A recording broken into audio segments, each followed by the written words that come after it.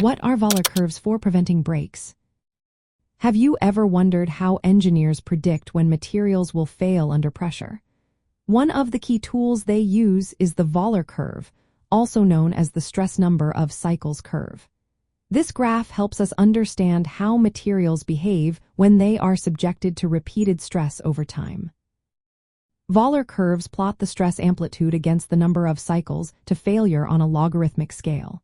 This relationship is essential for determining how many cycles a material can withstand before it breaks due to fatigue.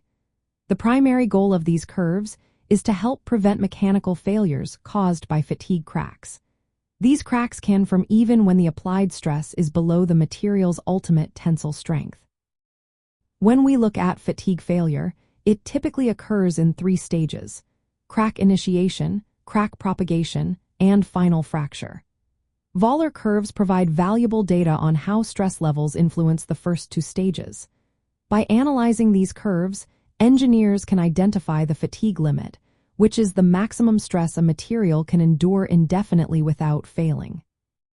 Historically, August Wöhler developed these curves in the 19th century through experiments on railroad axles. He discovered that the range of cyclic stress, rather than just the peak stress, is what governs fatigue life. This finding has been fundamental in mechanical engineering, helping to optimize designs for parts like gears, shafts, and bearings to avoid unexpected breakdowns. In practical terms, Wöhler curves guide engineers in selecting materials and defining safe operating stress ranges. This process extends the service life of mechanical components. They also form the basis for fatigue testing standards. Engineers often combine Wöhler curves with mean stress correction methods to account for real-world loading conditions, where the mean stress is not 0. By quantifying how cyclic stresses lead to fatigue failure, Wöhler curves serve as a predictive tool to prevent breaks. They help engineers design safer and more reliable mechanical systems, ensuring that materials can withstand the demands of their applications.